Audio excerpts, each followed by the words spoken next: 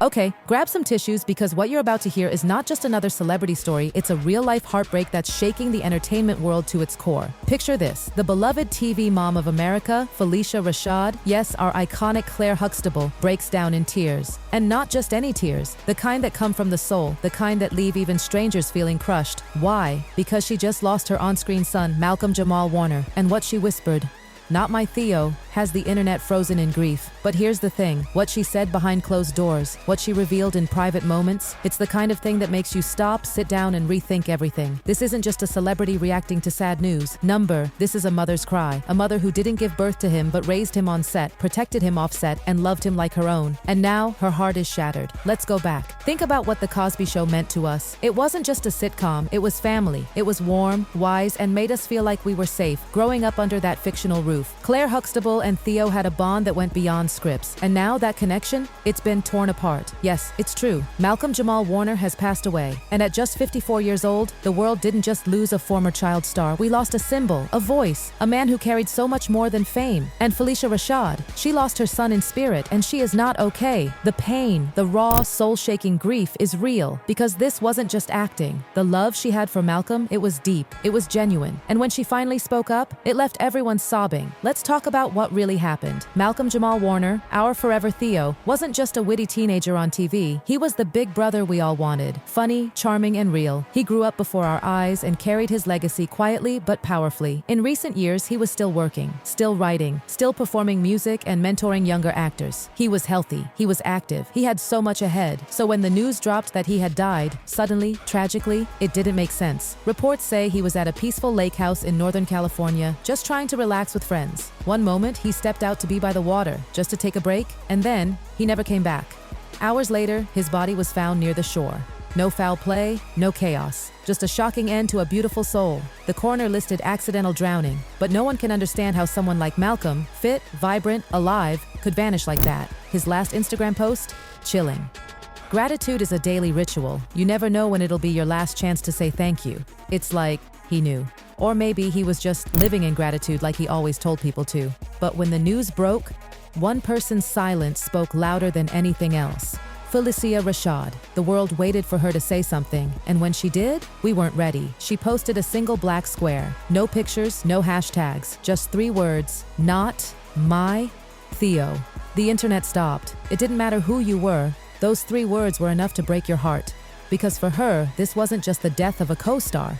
This was the death of a son. And it wasn't long before Phylicia stepped out in public for the first time, at a private memorial in New York City. What happened there? Shocking. She walked on stage holding an old photo, her and Malcolm laughing on the Cosby Show set. And when she opened her mouth to speak, there are certain roles you play in life that never leave you. Malcolm, he never stopped being my Theo, and I never stopped being his Claire. Then the tears came, and no one could hold back. I should have told him I loved him more, she sobbed. I thought I had more time to say it out loud. Even Debbie Allen, sitting front row, had to wipe her eyes, but then came the moment that silenced the room. He called me 2 weeks ago, just to hear my voice. He didn't say much, just listened. I didn't know that was goodbye. Gasps, sobs, shock. This wasn't just grief, it was regret. A regret that cut so deep even those around her felt it. And after that, Phylicia disappeared for days. She canceled everything, interviews, events, filming. She stayed home, mourning, quiet, crushed. But while the world watched from afar, something deeply personal happened. She made a phone call to Malcolm's real mother, and that phone call, that's where things get even more emotional. After that heart-wrenching moment on stage, Phylicia Rashad vanished from the public eye. No more appearances, no more statements, just silence. But what she did next wasn't meant to go viral. It wasn't planned for the cameras. It came from her soul. She picked up the phone and called the one person who could truly understand her pain, Pamela Warner, Malcolm's real-life mother.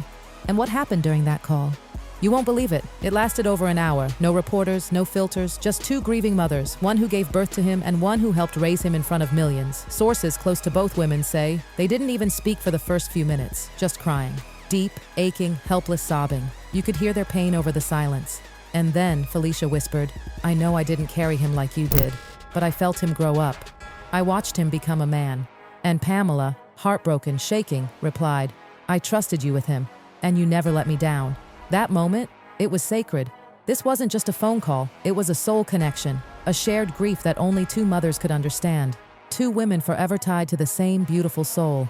They started sharing stories, raw, pure memories. Things only they would know, like how Malcolm used to sneak candy on set, braces and all. Or how even as an adult, he wouldn't leave the studio without walking his mom to her car, every single time. Phylicia shared how every Mother's Day, without fail, Malcolm called her. Even when he was overseas, even when he was working non-stop, he never forgot. And then came the promise. Phylicia, her voice barely above a whisper, said, "I will speak his name. I will never let the world forget him, not as long as I live." That was the moment that broke Pamela. She wept, full body sobbing, and said, "Then he still has two moms." Those words, those 6 words, they crushed everyone who heard them. Even Malcolm's sister, who had been quietly listening nearby, fell to her knees in tears. That's the kind of love we're talking about here. This was never just about television. This wasn't just a character on screen. This was chosen family. This was soul deep. But as much as that moment was healing, it stirred something else in Phylicia, something darker, regret, the kind that eats you alive because deep down, she had started noticing things long before this tragedy, and now she can't stop wondering, could this have been prevented? Behind closed doors, the strength that Phylicia always carried, the composure, the grace, was crumbling, not from the grief alone, but from something worse, the regret. Because the truth is, she saw it coming. Not like a vision, not a full-blown warning, but the subtle changes, the missing pieces, the red flags. And now, it's all she can think about. Close friends revealed that in the months before Malcolm's death, Phylicia had confided in them about him, about how distant he'd become. The phone calls that used to happen every few weeks, they were getting fewer and farther between. The witty texts, the funny check-ins, gone.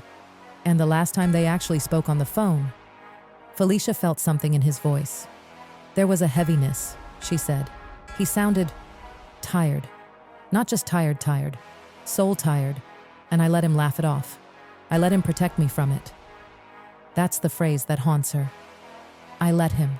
Because deep down, she knew something wasn't right. But she didn't want to push. She didn't want to invade his space. And now, she would give anything to go back and knock on his door. And it wasn't just phone calls. At a Cosby Show cast reunion a few months earlier, Phylicia saw it. Malcolm had lost weight. A lot. He looked pale. He smiled, but it didn't reach his eyes. And when it was time to say goodbye, he hugged her like it was the last time.